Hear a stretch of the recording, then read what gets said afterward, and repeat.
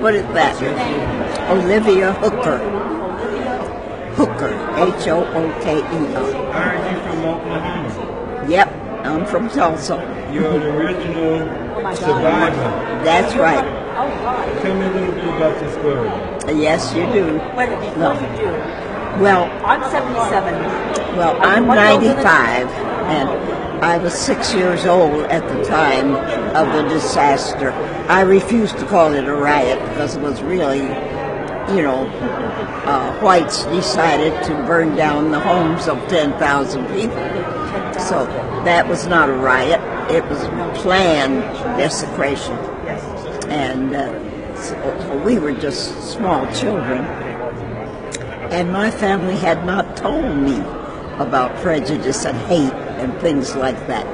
I thought everything in the preamble to the Constitution referred to me. I didn't find out until this terrible night that This was a very prosperous community. yes, and they used to call it Black Wall Street. But it wasn't Wall Street, but, it was a prosperous community. But it was all 10,000 people, counting all the children and grown-ups who were made homeless by this riot, what they called a riot.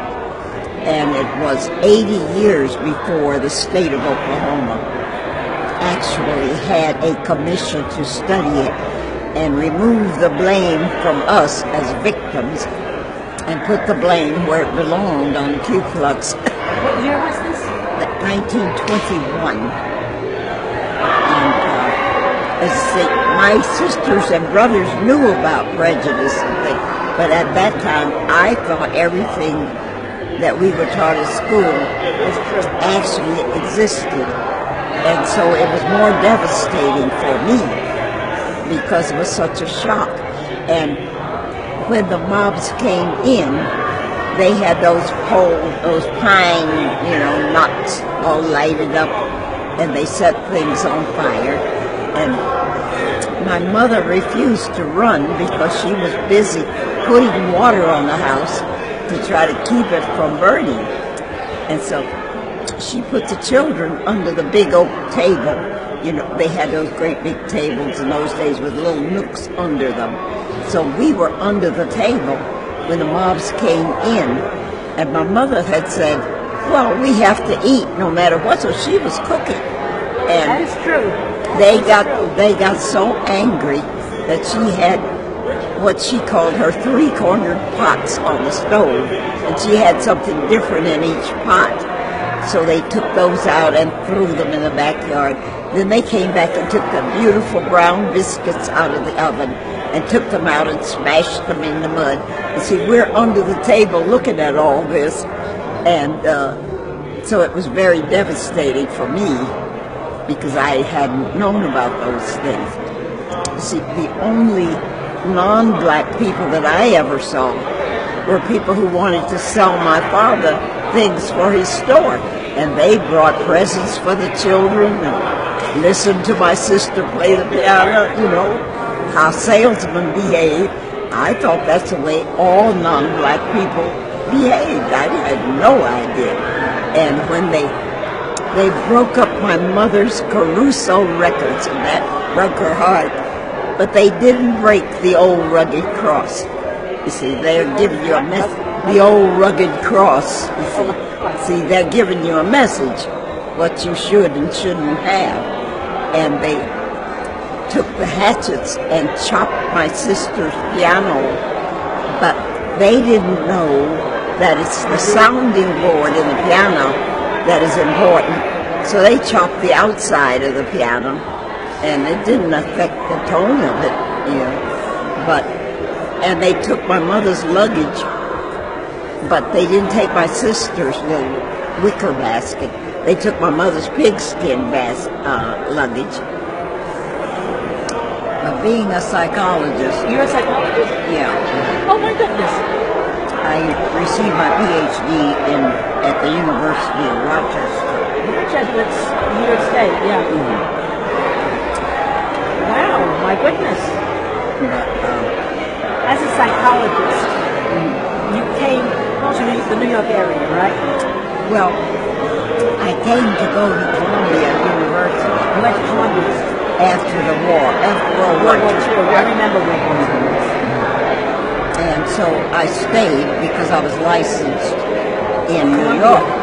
Wow. Did you work in the New York area for an agency or for the school system? Or? Yes, I was the chief psychologist at the Kennedy Child Studies Center. No. And, but I also taught at Fordham in graduate school. Wow.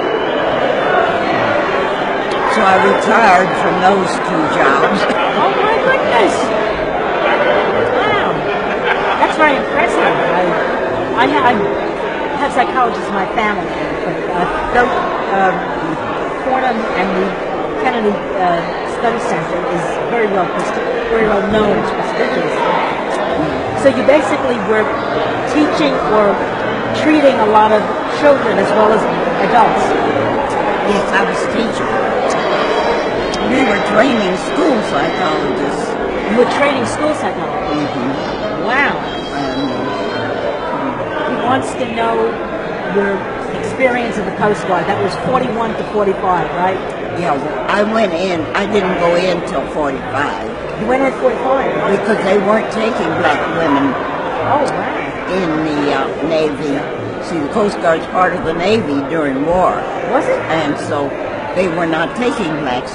But Mrs. Bethune and Mrs. Roosevelt started campaigning, you know.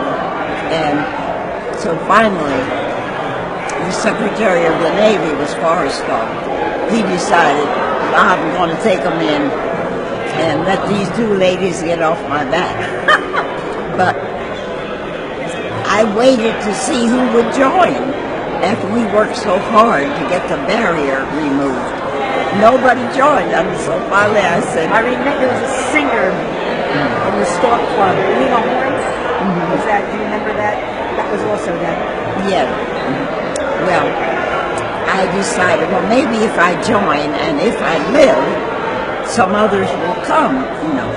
But there were eventually only 5 black girls joined. That was the Spars. Yeah, Spars.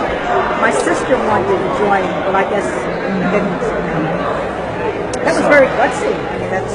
So those 5, they remained close friends until... Still around? No, 3 of them are dead now. There's just 1 left alive.